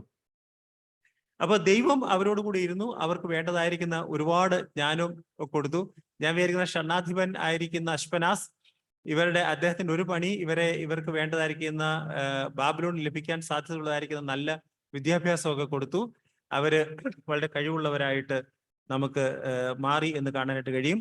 18-ാം വാക്യം മുതൽ 20-ാം വാക്യം വരെ ഇവരെ രാജസന്നിധിയിലേക്ക് കൊണ്ടുവരികയാണ്. 3 വർഷം കഴിഞ്ഞു, അവരെ രാജസന്നിധി കൊണ്ടുവരിക. 3-ാം വർഷം കഴിഞ്ഞു എന്നല്ല, 3-ാം വർഷം അവരെ രാജസന്നിധിയിലേക്ക് കൊണ്ടുവന്നു. രാജാവ് പല ക്വസ്റ്റ്യൻസ് അവരോട് ചോദിച്ചു. അവര് ആ ക്വസ്റ്റ്യൻസിലൊക്കെ അവർ കറക്റ്റായിട്ട് ആൻസർ പറഞ്ഞു എന്ന് മാത്രമല്ല, മറ്റുള്ളവരെക്കാൾ 10 ഇരട്ടി ഇവർ വിശിഷ്ടരാണ് എന്ന് രാജാവിന് മനസ്സിലാക്കാനായിട്ട് ഇടയായി. അത്രയുമാണ് വാസ്തവത്തിൽ 1-ാം അധ്യായത്തിന്റെ പ്രധാനപ്പെട്ടതായിരിക്കുന്ന ആശയം. 1-ാം അധ്യായം നമ്മൾ നോക്കിയാൽ അവിടെ നമുക്ക് കാണാൻ കഴിയുന്നത് യെഹോയാക്കീമിന്റെ വാഴ്ചയുടെ 3-ാം ആണ്ടിൽ അല്ലെങ്കിൽ 4-ാം ആണ്ടിൽ ഇവരെ പിടിച്ചുകൊണ്ടുപോയി. അവരെ മാത്രമല്ല, അവരുടെ പാത്രങ്ങളൊക്കെ കൊണ്ടുപോയിട്ട് ആ പാത്രങ്ങള് ദേവന്റെ ക്ഷേത്രത്തിൽ വെച്ചു എന്ന് മാത്രമല്ല, അതിൽ നിന്ന് ഏറ്റവും കഴിവുള്ളതായിരിക്കുന്ന കുറെ ബാലന്മാരെ രാജാവ് കണ്ടുപിടിക്കാനായിട്ട് പറഞ്ഞു. അങ്ങനെ അവരെ കൊണ്ടുവന്നു. അവർക്ക് നല്ല ഭക്ഷണമൊക്കെ കൊടുത്തു. അതിൽ ദാനിയേൽ തുടങ്ങിയ 4 പേർക്ക് അവര് ശാഖപദാർത്ഥം കഴിക്കാനായിട്ട് ആഗ്രഹിച്ചു. എന്നാൽ ദൈവം അവരോട് അത്ഭുതം പ്രവർത്തിക്കുകയും അവരെ കണ്ടാൽ വളരെ ഭംഗിയുള്ളവരായിരുന്നു എന്ന് മാത്രമല്ല, വളരെയധികം അറിവുള്ളവരായിട്ട് അവരെ കാണുവാനായിട്ട് വിശിഷ്ടരായിട്ട് കാണുവാനിടയായി. അതുകൊണ്ട് 19-ാം വാക്യത്തിൽ അവരെ രാജസന്നിധിയിൽ ശുശ്രൂഷയ്ക്കായിട്ട് അവരെ നിർത്തുകയാണ്. ദാനിയേലിനെയും തന്റെ സ്നേഹിതന്മാരെയും നമ്മൾ 19-ാം വാക്യത്തിൽ രാജാവ് അവരോട് സംസാരിച്ചാറെ അവരിൽ എല്ലാവരിലും വെച്ച് ദാനിയേൽ, ഹനന്യാവ്, മീശായേൽ, അസരിയാവ് എന്നിവർക്ക് തുല്യമായി ഒരുത്തിനെയും കണ്ടില്ല. അവർ രാജസന്നിധിയിൽ ശുശ്രൂഷയ്ക്ക് നിന്നു. 20-ാം വാക്യത്തിൽ രാജാവ് അവരോട് ചോദിച്ചതിനൊക്കെ 10 ഇരട്ടി വിശിഷ്ടന്മാരെന്ന് അവരെ കുറിച്ച് കണ്ടു. 21-ാം വാക്യത്തിൽ ദാനിയേലോ കോരേശ് രാജാവിന്റെ 1-ാം ആണ്ട് വരെ ജീവിച്ചിരുന്നു എന്ന് നമ്മൾ കാണുക. അവിടെ അങ്ങനെ അവസാനിക്കുന്നത് 1-ാം ആണ്ട്. നമ്മൾ വാസ്തവത്തിൽ 10-ാം അധ്യായം നമ്മൾ നോക്കിയാൽ, ദാനിയേൽ പ്രവചനം 10-ാം അധ്യായം അതിന് 1-ാമത്തെ വാക്യം, 10-ാം അധ്യായത്തിന് 1-ാം വാക്യത്തിൽ അവിടെ പാർസ് രാജാവായ കോരശിന്റെ 3-ാം ആണ്ടിൽ ബെൽഷസർ എന്നു പേരുള്ള ദാനിയേലിന് ഒരു കാര്യം വെളിപ്പെട്ടു. 10-ാം അധ്യായത്തിന് 1-ാം വാക്യത്തിൽ പാർസ് രാജാവായ കോരശിന്റെ 3-ാം ആണ്ട് എന്ന് രേഖപ്പെടുത്തിയിട്ടുണ്ട്. ദാനിയേൽ പ്രവചനം 10-ാം അധ്യായത്തിന് 1-ാം വാക്യത്തിൽ. 1-ാം അധ്യായത്തിന്റെ അവസാന വാക്യത്തിൽ ദാനിയേലോ കോരേശ് രാജാവിന്റെ 1-ാം ആണ്ട് വരെ ജീവിച്ചിരുന്നു എന്ന് രേഖപ്പെടുത്തി. അപ്പൊ ഇത് തമ്മിൽ ഒരു കോൺഫ്ലിക്റ്റ് ഉണ്ടല്ലേ? പെട്ടെന്ന് നമുക്ക് തോന്നും, ഇതെന്താ അങ്ങനെ രേഖപ്പെടുത്തിയിരിക്കുന്നത്? വാസ്തവത്തിൽ നമുക്കറിയാം, ഒരാൾ മരിച്ചു കഴിഞ്ഞാൽ പിന്നെ എഴുതാൻ ഒക്കത്തില്ല. താൻ ജീവിച്ചിരിക്കുമ്പോഴാണ് എഴുതുന്നത്, അല്ലേ? അപ്പം നമ്മൾ മനസ്സിലാക്കുന്നത് കോരേശ് രാജാവിന്റെ ഭരണം വരെയും അദ്ദേഹം ഉണ്ടായിരുന്നു, 3-ാം വർഷം വരെ മിനിമം ഉണ്ടായിരുന്ന വരെ 3-ാം വർഷത്തിൽ താൻ ഒരു ദർശനം കണ്ടു എന്ന് നമ്മൾ 10-ാം അധ്യായത്തിൽ കാണുന്നുണ്ട്. അപ്പോഴത്തേക്ക് നമ്മൾ പ്രതീക്ഷിക്കുന്ന ദാനിയേലിന് എത്ര വയസ്സായി കാണുന്നോ? കഴിഞ്ഞ ആഴ്ച നമ്മൾ പറഞ്ഞു, ആർക്കെങ്കിലും ഓർമ്മയുണ്ടോ? എന്തോ പറഞ്ഞോ? ശരിയാ, എത്ര? 85 to 87 ഇയേഴ്സ് ഉണ്ട്. 10-ാം അധ്യായത്തിൽ ദാനിയേല് ഇത് കാണുന്ന സമയത്ത് ഏതാണ്ട് 85-87 വയസ്സ് കുറഞ്ഞത് ദാനിയേലിന് ഉണ്ടാവും എന്ന കാര്യം. ദാനിയേല് ബാബേലിലേക്ക് വന്ന സമയം ഏതാണ്ട് ഒരു 14-18 വയസ്സുള്ള ബാലനായിട്ടാണ് ദാനിയേൽ വന്നത് എന്ന് വിചാരിക്കുന്നു. അതുകൊണ്ട് ഒരു 85-87 വയസ്സെങ്കിലും കുറഞ്ഞത് ദാനിയേലിന് കാണും എന്നാണ് പ്രതീക്ഷിക്കുന്നത് 10-ാം അധ്യായത്തിൽ വരുമ്പോഴത്തേക്ക്. നമ്മൾ 1-ാം അധ്യായം നമ്മൾ അവസാനിപ്പിക്കാം. നമ്മൾ എന്തൊക്കെയാണ് 1-ാം അധ്യായത്തിൽ പ്രധാനമായിട്ട് പഠിച്ചത്? പല കാര്യങ്ങൾ നമ്മൾ ശ്രദ്ധിച്ചു കാണും. ഒന്ന്, ദൈവജനം ദൈവഹിതത്തിനനുസരിച്ച് ജീവിച്ചില്ലെങ്കിൽ ദൈവം അവരെ ജാതികൾക്ക് ഏൽപ്പിക്കും എന്നുള്ളത് നമ്മൾ കണ്ടു. നമ്മൾ ആദ്യത്തെ ആഴ്ച നമ്മൾ കണ്ടായിരുന്ന കൊരിന്ത്യർ ലേഖനം 5-ാം അധ്യായത്തിൽ 1 Corinthians 5-ാം അധ്യായത്തിൽ 1-ാം വാക്യത്തിലും 5-ാം വാക്യത്തിലും ഒരു വ്യക്തിയെ കുറിച്ച് അവിടെ രേഖപ്പെടുത്തി അപ്പോസ്തലൻ പൗലോസ് രേഖപ്പെടുത്തിയിട്ട് പറഞ്ഞു, അവനെ എന്താ സാത്താൻ ഏൽപ്പിക്കണം. എന്തിനു വേണ്ടിയാ? അവനെ എന്താ ആ വാക്യം എന്താ ഓർമ്മയുണ്ടോ? ആ വാക്ക് ഓർമ്മയുണ്ടോ? കൊരിന്ത്യർ ലേഖനം 1 Corinthians 5-ാം അധ്യായത്തിന്റെ 5-ാമത്തെ വാക്യം എന്താ? ജഡസംഹാരത്തിനായി, എന്ന് വെച്ചാൽ മരണത്തിന് ഏൽപ്പിക്കണം എന്നുള്ളതാ. അവന്റെ ആത്മാവ് നഷ്ടപ്പെടാതിരിക്കുക, എന്ന് വെച്ചാൽ ആത്മാവ് പിന്നെയും അവൻ രക്ഷിക്കപ്പെട്ട വ്യക്തി ആയിരിക്കാം. അതുകൊണ്ട് അവൻ പിന്നെയും പാപം ചെയ്ത് കൂടുതൽ പോകാതിരിക്കാനായിട്ട് അവനെ സാത്താനെ ഏൽപ്പിക്കാനായിട്ട് അവിടെ അപ്പോസ്തലൻ പറയുക. അപ്പൊ നമ്മള് ദൈവസന്നിധിയിൽ ശരിയായ രീതിയിൽ ജീവിച്ചില്ലെങ്കിൽ അതിന്റെ അനന്തരഫലം നാം അനുഭവിക്കേണ്ടി വരും എന്നുള്ളത് നമുക്ക് ഈ ഭാഗത്തുനിന്ന് മനസ്സിലാക്കാനായിട്ട് സാധിക്കും. പിന്നെ രണ്ടാമത്, ദൈവസന്നിധിയിൽ അസംഭവമായ ഒന്നുമില്ല, അല്ലേ? ദൈവം nothing is impossible for God. Our God is a God of wonders. ദൈവം അത്ഭുതങ്ങളുടെ ദൈവമാണ്. നമ്മുടെ ദൈവം ഇപ്പോഴും അത്ഭുതങ്ങളുടെ ദൈവം തന്നെ, അല്ലേ? അത്ഭുതം പ്രവർത്തിക്കാനായിട്ട് ദൈവത്തിന് കഴിയും എന്നുള്ളതാണ്. മൂന്നാമത്, ദൈവത്തെ മാനിക്കുന്നവരെ ദൈവം മാനിക്കും. നമുക്ക് ദൈവവചനം നോക്കിയാൽ അനേക സ്ഥലങ്ങളിൽ അത് കാണാൻ കഴിയും. ദാനിയേൽ പ്രവചനത്തിൽ തന്നെ പല പ്രാവശ്യം അത് കാണുന്നുണ്ട്. ദൈവത്തെ മാനിച്ചത് മുഖാന്തരം, ചെറിയ കാര്യങ്ങളിൽ അവർ ദൈവത്തെ മാനിച്ചത് മുഖാന്തരം അവരെ ദൈവം മാനിക്കാനായിട്ട് ഇടയായി.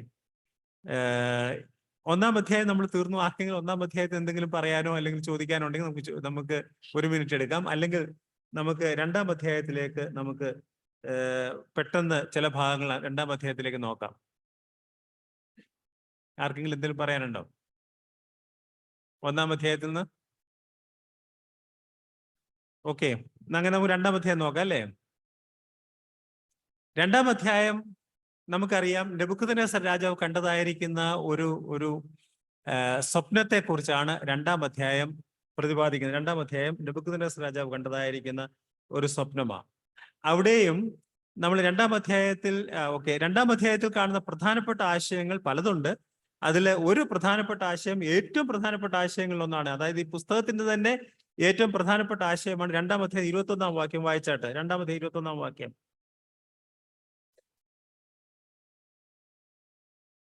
രണ്ടിന്റെ 21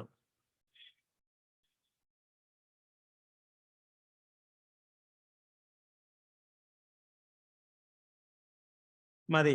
അവൻ കാലങ്ങളെയും സമയങ്ങളെയും മാറ്റുന്നു. അവൻ രാജാക്കന്മാരെ നീക്കുകയും രാജാക്കന്മാരെ വാഴിക്കുകയും ചെയ്യുന്നു. അവൻ ജ്ഞാനികൾക്ക് ജ്ഞാനവും വിവേകികൾക്ക് ബുദ്ധിയും കൊടുക്കുന്നു. എന്ന് വെച്ചാൽ ലോകത്തെ നിയന്ത്രിക്കുന്നത് ദൈവമാണ് എന്നുള്ള വസ്തുത നമുക്ക് ഈ പുസ്തകം നിറച്ച് എവിടെ പോയാലും ഈ ദാനിയേൽ പ്രവചനത്തിൽ കാണാൻ കഴിയും. അതാണ് ഈ അധ്യായത്തിലെ ഏറ്റവും പ്രധാനപ്പെട്ട അധ്യായം. ഈ 2-ാം അധ്യായം വളരെ പ്രധാനപ്പെട്ട അധ്യായമാണ്. അടുത്ത ആഴ്ച ദൈവം അനുവദിച്ച, ഇന്ന് നമുക്ക് അവിടേക്ക് വരാൻ സാധിക്കുമെന്ന് അറിയത്തില്ല. ഏറ്റവും പ്രധാനപ്പെട്ടതായിരിക്കും 4 സാമ്രാജ്യങ്ങൾ. ഏറ്റവും പ്രധാനപ്പെട്ടത് എന്ന് നമ്മൾ പറയുമ്പോൾ അത് യഹൂദനുമായിട്ട് ബന്ധപ്പെട്ടതാണ്. അല്ല, ലോക ചരിത്രത്തിലെ ഏറ്റവും പ്രധാനപ്പെട്ട അധ്യായങ്ങൾ രാജാക്കന്മാരായിട്ടല്ല, യഹൂദനുമായിട്ട് പ്രധാനപ്പെട്ടതായ 4 സാമ്രാജ്യങ്ങളെ കുറിച്ച് നമുക്ക് ഈ അധ്യായത്തിൽ കാണാനായിട്ട് കഴിയും. അത് ശരിക്കും പഠിച്ചാൽ വാസ്തവത്തിൽ 4-ാം അധ്യായത്തിലും 7-ാം അധ്യായവും നമുക്ക് വളരെ പെട്ടെന്ന് തന്നെ അത് മനസ്സിലാക്കാനായിട്ട് സാധിക്കും. അതുകൊണ്ട് 2-ാം അധ്യായം വാസ്തവത്തിൽ നമ്മൾ അല്പം വിശദമായി തന്നെ പഠിക്കാനായിട്ട് ആഗ്രഹിക്കുക. അടുത്ത ആഴ്ച ദൈവം അനുവദിച്ചാൽ അതിന്റെ ചാർട്ടൊക്കെ ഞാൻ തരണമെന്ന് ആഗ്രഹിക്കുക. ചാർട്ട് ഞാൻ പ്രിപ്പയർ ചെയ്തിട്ടുണ്ട്. അത് നിങ്ങൾക്ക് തരണം എന്ന് എനിക്ക് ആഗ്രഹമുണ്ട്. അത് എടുക്കുമ്പോൾ ആ ദിവസം നമുക്ക് കൊണ്ടുവരാം. രണ്ടാമത്, നമ്മുടെ പ്രശ്നങ്ങൾ എത്ര വലുതായിരുന്നാലും ദൈവസന്നിധിയിൽ അതിന് പരിഹാരമുണ്ട് എന്നുള്ളതാണ്. ദൈവം സകലത്തെ നിയന്ത്രിക്കുന്നു. അപ്പൊ ദൈവസന്നിധിയിൽ പരിഹാരമില്ലാത്തതായിരിക്കുന്ന ഒരു പ്രശ്നവും ഇല്ല എന്നുള്ളത്, അല്ലേ?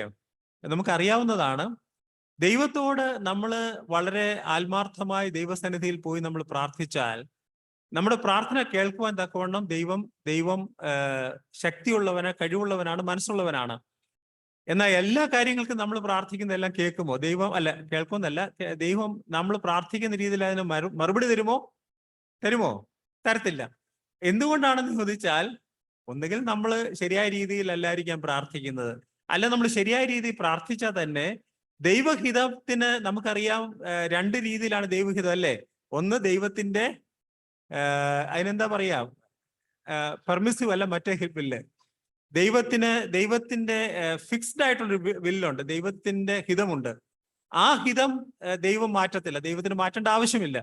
എന്നാൽ പെർമിസീവ് വില്ലുണ്ട്. പെർമിസീവ് വിൽ എന്ന് വെച്ചാൽ ദൈവം അനുവദിക്കുന്നതായിരിക്കും ദൈവത്തിന് ഒരു വില്ലുണ്ട്, ദൈവത്തിന് ഒരു ഒരു ഒരു ദൈവഹിതമുണ്ട്. ആ ദൈവഹിതം അത് നമുക്ക് പ്രാർത്ഥനയിലൂടെ നമുക്ക് നമ്മുടെ ഹിതാനുസരണം നമുക്ക് ദൈവത്തോട് പ്രാർത്ഥിച്ച് നമുക്ക് ലഭിക്കാനായിട്ട് കഴിയും. ഹിസ്കിയ രാജാവിനോട് യെശയ്യാവ് പറഞ്ഞു, എന്താ പറഞ്ഞേ? നീ 3 ദിവസത്തിനകം മരിക്കും എന്ന് പറഞ്ഞു.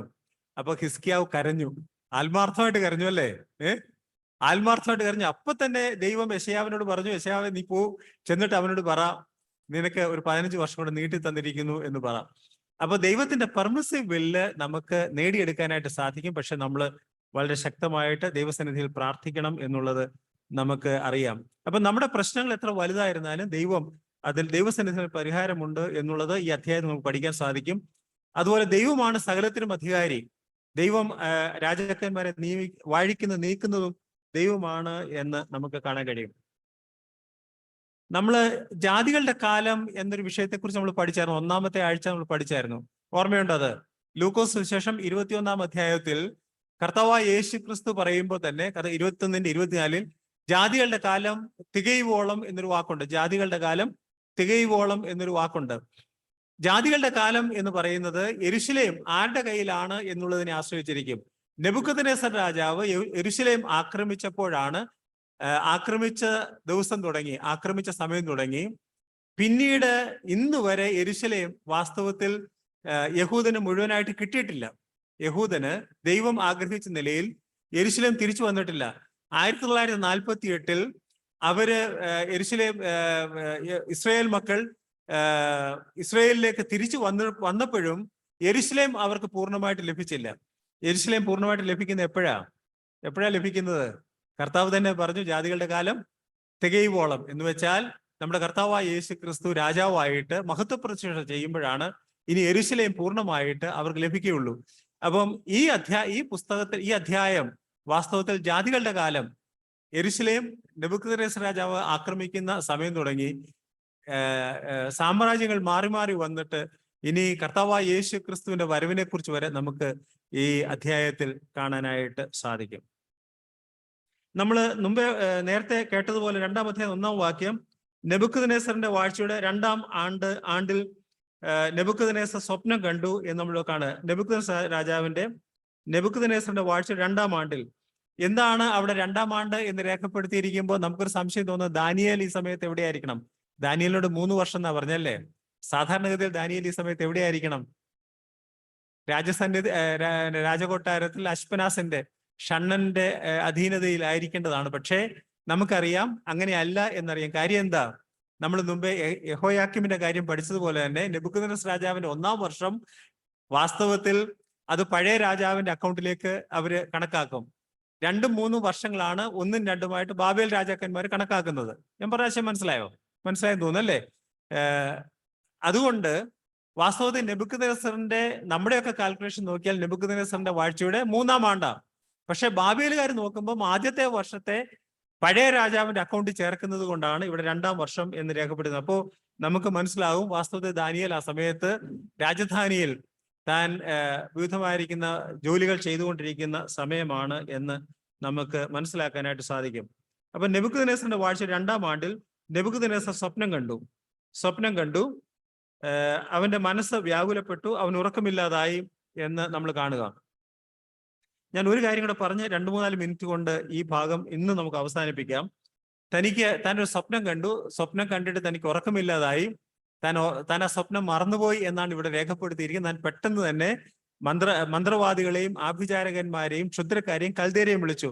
മന്ത്രവാദികൾ ആരാണെന്ന് നമുക്കറിയാം അല്ലേ? അവര് ഒന്നുമില്ലാത്തടത്തുനിന്ന് സാധനങ്ങളൊക്കെ കൊണ്ടുവരാൻ കഴിവുള്ളവര് എന്ന് പറയുന്നവരാണ് മന്ത്രവാദികൾ അല്ലേ? മാജിക് ചെയ്യുന്ന ആൾക്കാര്. അവർക്ക് നമുക്കറിയാം മന്ത്രവാദികൾക്ക് വളരെ സ്ഥാനമുണ്ടായിരുന്നു. ഈജിപ്തിലൊക്കെ ഈ 10 ബാധകളുടെ ആദ്യ ഭാഗത്തൊക്കെ മന്ത്രവാദം ചെയ്തതൊക്കെ നമുക്ക് കാണാനായിട്ട് കഴിയും. മന്ത്രവാദികൾ, അതുപോലെ അസ്ട്രോളജേഴ്സ്, ആഭിചാരം ഇന്നും ഉണ്ടല്ലേ? നമ്മള് ഈ ഇംഗ്ലീഷിലൊക്കെ ഉണ്ട്. എന്തുവാ പറയും? നമ്മൾ ജനിച്ചത് സാഗിറ്റാറസ് ആണ്, ഓരോന്ന് പറയില്ലല്ലേ? എന്തോ ക്യാൻസർ എന്നൊക്കെ പറയും. അങ്ങനെയൊക്കെ പറയും. അതൊക്കെ ഈ അസ്ട്രോളജേഴ്സ് ആഭിചാര പ്രക്രിയ. നമ്മൾ വിശ്വാസികൾ അത് നോക്കരുത് കേട്ടോ, അതൊക്കെ ചുമ്മാ പൊള്ളത്തരമാണ്. പക്ഷേ അങ്ങനെയുള്ള ആൾക്കാർ അന്നുണ്ടായിരുന്നു, ഇന്നുമുണ്ട് അവര്. അതുപോലെ ക്ഷുദ്രക്കാർ അഥവാ സോർസറേഴ്സ്, അവരെന്താണെന്നറിയാമോ? ക്ഷുദ്രം എന്ന് പറയുന്നത് നമ്മുടെ ഭാഷയിലൊക്കെ ഇപ്പൊ പറയുന്ന ചാത്തൻ സേവ എന്ന് പറയും. എന്ന് വെച്ചാൽ സാത്താനെയും അവന്റെ ദുരാത്മാക്കളെയും വെച്ച് ഓരോ കാര്യങ്ങൾ ചെയ്യുന്ന ആൾക്കാര്, ദുരാത്മാക്കളെ ഉപയോഗിച്ച് ഓരോ കാര്യങ്ങൾ ചെയ്യുന്ന ആൾക്കാർ അവരിന്നും ഉണ്ടല്ലേ. ഇന്ന് ധാരാളം അവര് നമ്മുടെ കേരളക്കരയിലും ഉണ്ട് ഇങ്ങനെ ചെയ്യുന്ന ക്ഷുദ്രക്കാരുണ്ട്. അത് അവര് ചാത്തൻ സേവ ചെയ്യുന്നവർ. അവര് ചിലതൊക്കെ ആൾക്കാർക്ക് കൊടുക്കുമെന്നാ പറയുന്നത്. എന്തെങ്കിലുമൊക്കെ ഈ സാത്താൻ അഥവാ ഈ അശുദ്ധാത്മാക്കൾ അവരെ സേവിക്കുന്നവർ കൊടുക്കും. പക്ഷെ ആത്യന്തികമായിട്ട് നമുക്കറിയാം അവരെല്ലാം അവരുടെ ജീവിതം ആത്യന്തികമായിട്ട് പ്രശ്നത്തിലേ അവസാനിച്ചിട്ടുള്ളൂ. അപ്പൊ അങ്ങനെയുള്ളതായിരിക്കുന്ന ക്ഷുദ്രക്കാർ, practising various forms of black magic and sorcery, evil and demonic ഫോഴ്സസിനെ ഉപയോഗിച്ച് ചെയ്യുന്നവര്. കൽദേർ എന്ന് പറയുന്നത് കൽദേയ സാമ്രാജ്യത്തിലാണല്ലോ അവർ ജീവിക്കുന്നത്. കൽദേർ സാമ്രാജ്യത്തിലുള്ളതായിരിക്കുന്ന വിദ്വാൻമാരെയാണ്, പ്രത്യേകിച്ച് വളരെ കഴിവുള്ളതായിരിക്കുന്ന വിദ്വാൻമാരെയാണ് കൽദേർ എന്നതുകൊണ്ട് അർത്ഥമാക്കുന്നത്. നമ്മൾ ശരിക്കും നോക്കിയാൽ ഈ അധ്യായത്തിൽ തന്നെ നമുക്ക് ഇവരെല്ലാവരും മജീഷ്യൻസ്, അസ്ട്രോളജേഴ്സ്, സോർസറേഴ്സ്, കാൽദിയൻസ്, ഇവരെല്ലാം അങ്ങോട്ടും ഇങ്ങോട്ടും പല കാര്യങ്ങൾ, ചിലര് ക്ഷുദ്രം ചെയ്യുന്നവരും അവര് കൽദേരായിരിക്കും. അതേസമയം അവർ ക്ഷുദ്രം ചെയ്യും, അവർ മാജിക് കാണിക്കും, അങ്ങനെയൊക്കെ ചെയ്യുന്ന വ്യത്യസ്തമായിരിക്കുന്ന കാര്യങ്ങൾ ചെയ്യുന്നവരാണ് അവർ. ഇനി നമ്മളിവിടെ ഇന്ന് നിർത്താൻ നമ്മുടെ സമയമായി. 2-ാം അധ്യായത്തിന്റെ 4-ാം വാക്യത്തിന്റെ ആദ്യ ഭാഗം, അതിന് കൽദേർ അരാമ്യ ഭാഷയിൽ രാജാവിനോട്, ആ സ്ഥലം വരെ 1-ാം അധ്യായം 2-ാം അധ്യായത്തിന്റെ ഈ ഭാഗം വരെയും എബ്രായ ഭാഷയിലാണ് രേഖപ്പെടുത്തിയിരിക്കുന്നത്. പിന്നെ താഴോട്ട് രാജാവ് ദീർഘായുസായിരിക്കട്ടെ എന്ന് തുടങ്ങി താഴോട്ട് 7-ാം അധ്യായത്തിന്റെ അവസാനം വരെ കൽദേയ ഭാഷയ്ക്ക് അരാമ്യ ഭാഷയിലാണ് രേഖപ്പെടുന്നത്. അരാമ്യ ഭാഷ അഥവാ കൽദേയ ഭാഷ, അല്ലെങ്കിൽ ബിബ്ലിക്കൽ അരാമിക് എന്നും അതിന് പേരുണ്ട്, ബിബ്ലിക്കൽ അരാമിക്.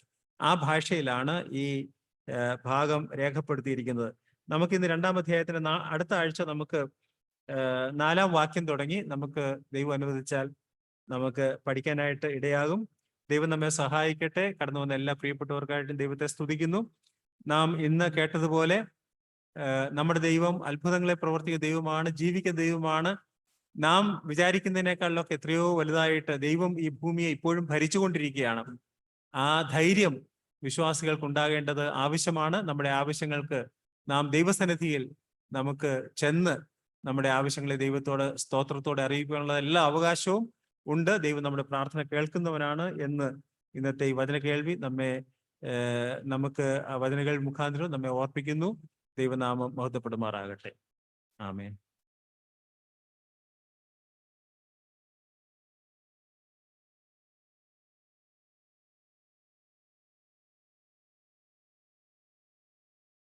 ദൈവനാമം വാഴ്ത്തപ്പെടുമാറാകട്ടെ. നമുക്ക് കേട്ട വചന പാഠത്തെ ഓർത്ത് ഇപ്പോൾ ബെനായ വന്ന് പ്രാർത്ഥിച്ച് നമുക്ക് ഇന്നത്തെ മീറ്റിംഗ് അവസാനിപ്പിക്കാം. ബെനായ.